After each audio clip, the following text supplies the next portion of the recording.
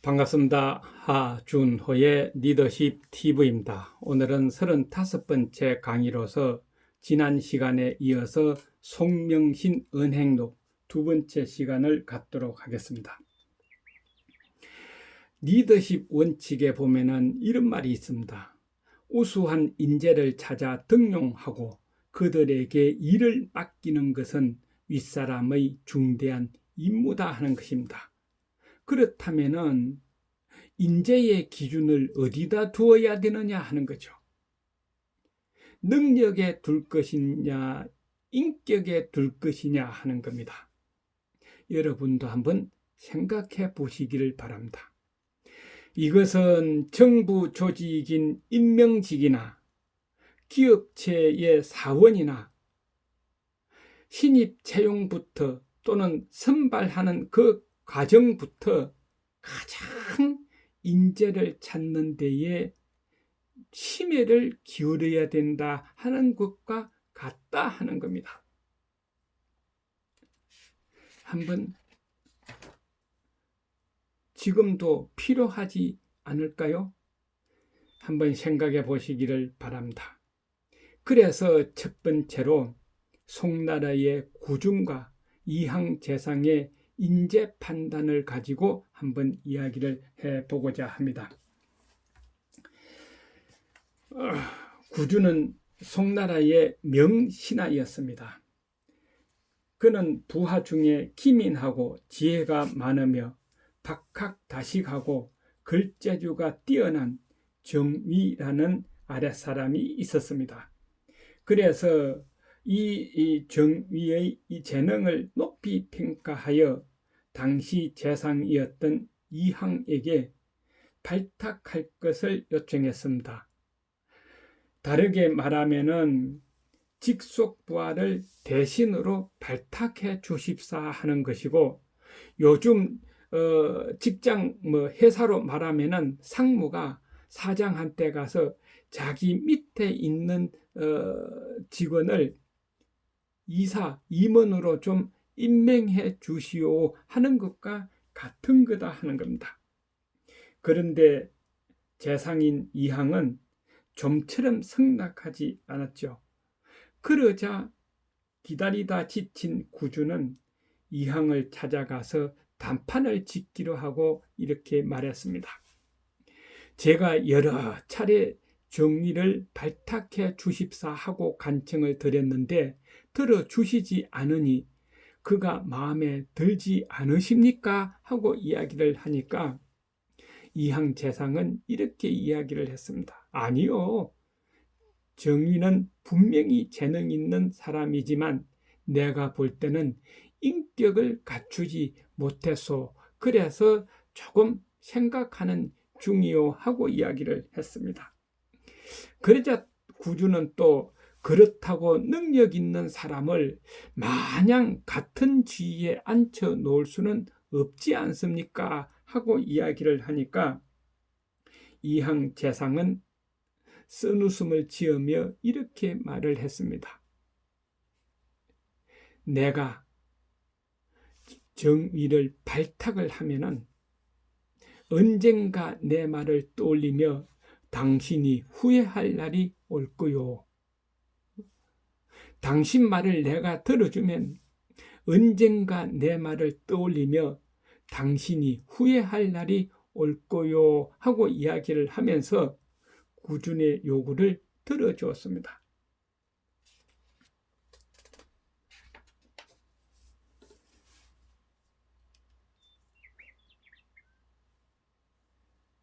그리고 머지않아서 이항이 재상의 자리에서 물러나고 구준의 나이 43세가 될 때에 재상이 되었습니다. 정위도 함께 부재상이 되었죠. 그러던 어느 날 한 가지 사소한 일 때문에 잘 지내던 두 사람이 원수가 되었습니다. 그것이 뭐냐? 어느 날 여러 신료들을 모아놓고 식사를 하고 있는데 구준 재상이 실수로 국물을 쏟아서 수염이 적게 되었습니다. 그러자 정의는 급히 다가와서 조심스럽게 재상의 수염을 닦아주었습니다. 그때 구주는 웃으면서 농담으로 이런 말을 했습니다. 참지 정사는 국가 중신인데 상사의 수염을 닦아주어서야 되겠는가 하고 이야기했습니다. 그런데 정의는 이것을 잘못 받아들였죠. 정의는 많은 사람들이 보는 앞에서 놀림을 당했다고 생각하고 마음속으로 원한을 품게 되었고, 그 원한이 심해서 내가 저 구준을 재상 자리에서 끌어내리고 내가 재상이 되어야 되겠다는 그런 마음으로 계략을 꾸미기 시작했습니다.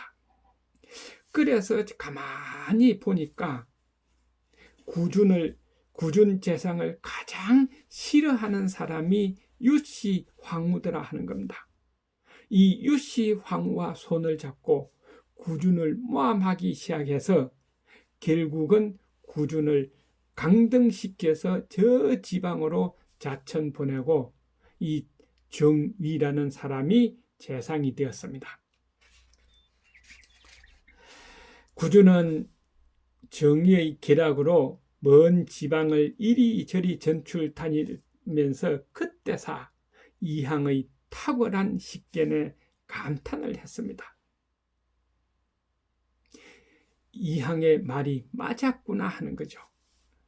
구준은 결국 광동성 해강에서 근무하다가 병사하게 됩니다. 인생을 마감하게 된다 하는 거죠. 이 일화의 교훈이 무엇일까 하는 겁니다. 바로 사람을 평가할 때 능력과 인격 중에서 어디에 비중을 둬야 할까 하는 겁니다. 이항 재상은 능력만으로 사람을 평가하지 않고 인격을 고려하여 인재를 등용한 명재상이었다는 겁니다. 이항 재상은 능력은 기본으로 모두가 다 갖추어야 한다 하는 거고, 거기다가 인격까지 갖추어야 인재가 다 하는 겁니다. 인재가 될 수가 있다 하는 거죠.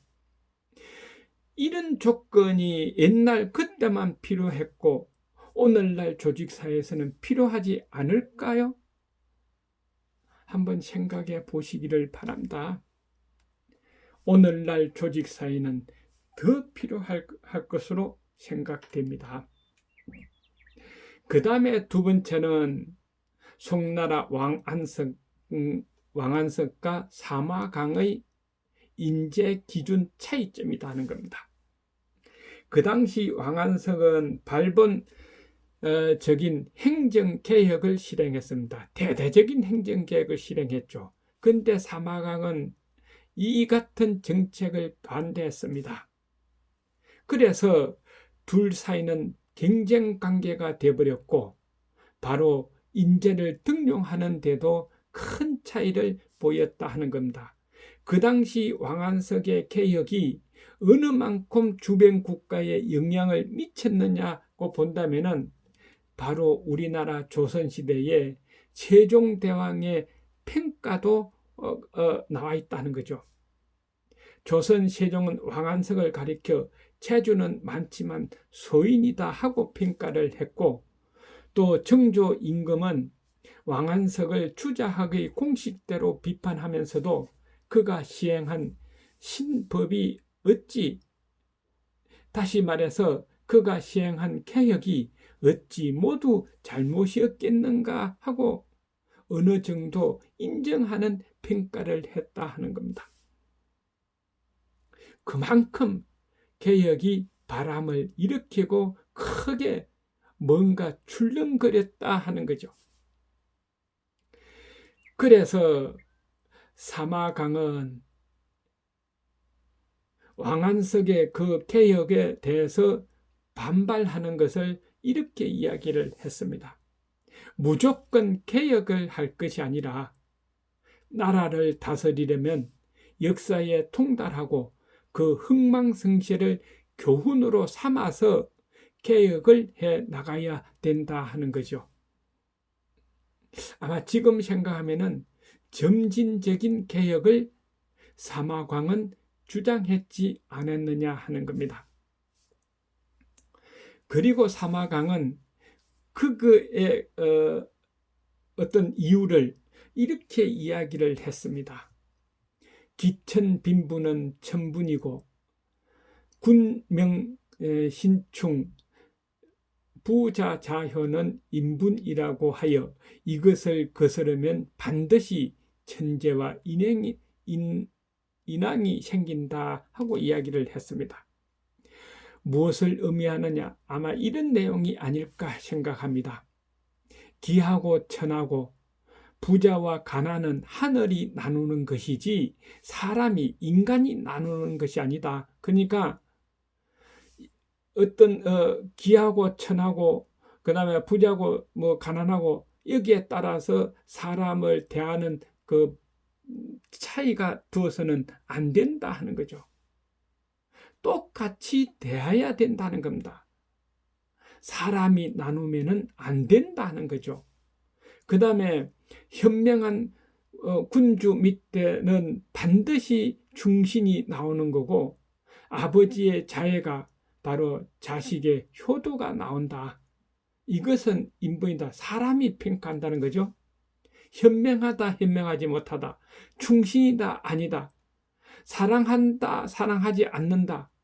자식이 효도한다, 효도하지 않는다는 이거는 사람이 구분을 한다. 사람이 평가하는 거다는 겁니다.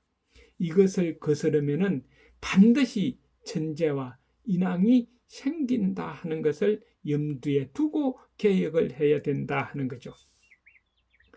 그래서 어느 날 사마강이 왕안석에게 따져 물었습니다. 당신은 어째서 개혁을 실시할 때 소인배를 발탁해서 중요한 자리에 앉히는 거요? 하고 이야기를 했습니다. 그랬더니 왕안석의 대답은 이랬습니다. 기존 인물들은 소극적이고 의욕이 부족하오. 그래서 능력 위주로 인재를 등용한 것이요. 개혁이 궤도에 오르면 이들을 몰아내고 우수한 인재를 기용할 것이요 하고 이야기를 했습니다. 그러자 사마강이 이렇게 반박을 했죠. 그건 잘못 생각하는 거요. 군자는 근력에 집착하지 않고 함부로 높은 자리에 오르지 않는 법이요.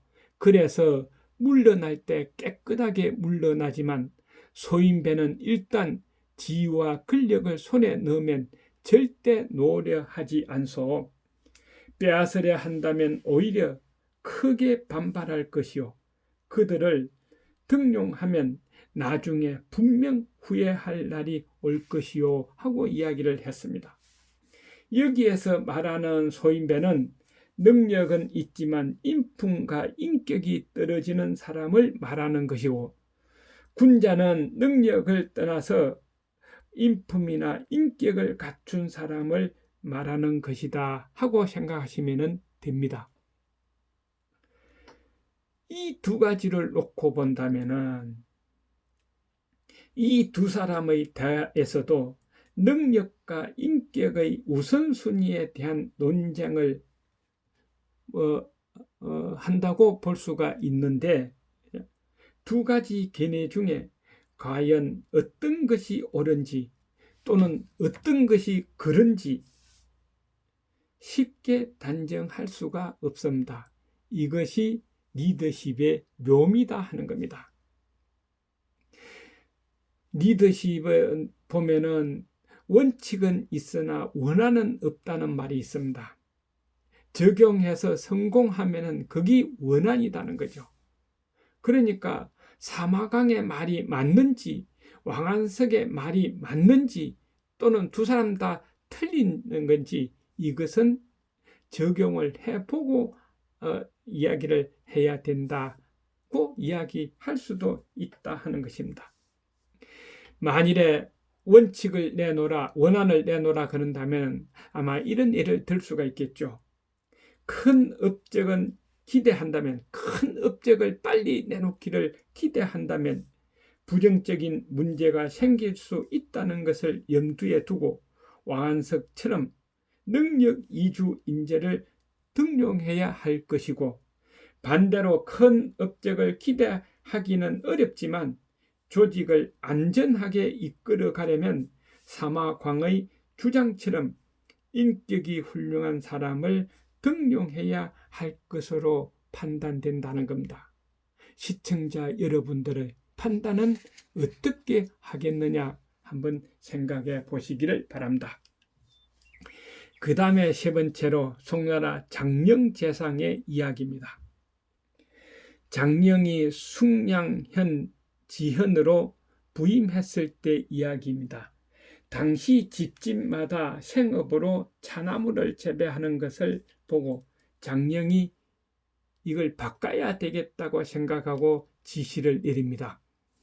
찻잎을 재배하는 것은 분명 크다란 이문을 남길 수 있다. 하지만 이것이 잘 된다고 소문나면은 훗날 정부나 관청에서 이를 독점할 위험이 있으니 아무래도 재배 작물을 바꾸는 것이 좋겠소 하고 이야기를 하면서 즉시 각 가정에 차나무를 뽑아버리고 뽕나무를 심어서 양잠을 하도록 누에를 키우도록 권유를 했습니다. 갑작스럽게 차나무 뽑고 뽕나무 심으라고 그러니까 당연히 백성들의 불만이 하늘을 찌를 듯 했죠. 그런데 시간이 지나고 얼마 후가 되니까 바로 장령이 했던 일이 빨리 일어난다는 거죠. 나라에서 찻잎 생산 독점을 하게 돼서 백성들은 아무도 못하게 했습니다. 그러다 보니까 다른 지방의 사람들은 하루아침에 거지가 되었습니다. 그런데 장령이 다스리고 있는 지현 사람들은 매년 수백만 필의 비단을 생산해서 팔다 보니까 돈을 벌게 되고 부유하게 살아가게 됐다 하는 겁니다. 바로 지도자는, 리더는 미래 환경을 예측하고 미리 적극적으로 대처하는 것이 필요하고 이것이 인재의 능력이고 자기보다는 백성들을 잘 먹고 잘 살도록 만들어주는 것이 바로 인격이다 하는 겁니다. 지도자부터 그래서 인재가 되어야 된다 하는 거죠. 그리고 나중에 장령이 재상이 되고 나서 아래 사람들에게 이런 말을 했습니다. 사람을 청거할 때는 반드시 물러설 줄을 아는 사람을 청거하라고 했습니다. 사람을 청거할 때는 반드시 물러설 줄을 아는 사람을 청거하라 하고 이야기를 했습니다. 여기에서 말하는 물러설 줄 아는 사람은 진중한 사람을 말하고 반대로 일을 아무리 잘해도 경쟁심에 의해서 일을 하는 사람, 내가 1등을 해야 되고 내가 잘해야 되고 내가 일을 잘해서 먼저 승진해야 되고 남보다도 앞장서서 가야 되기 위해서 내가 일을 한다. 이런 능력, 이렇게 해서 능력을 발휘하는 사람은 경쟁심을 가지고 있다는 거죠. 이런 경쟁심이 강한 사람은 반드시 문제를 일으키고 조직에 공연히 풍파를 일으키므로 피해야 한다는 의미의 이야기다 하는 겁니다. 사람을 청거할 때는 반드시 물러설 줄을 아는 사람을 청거하라. 정말 가장 좋은 철학이 아닐까 하는 겁니다.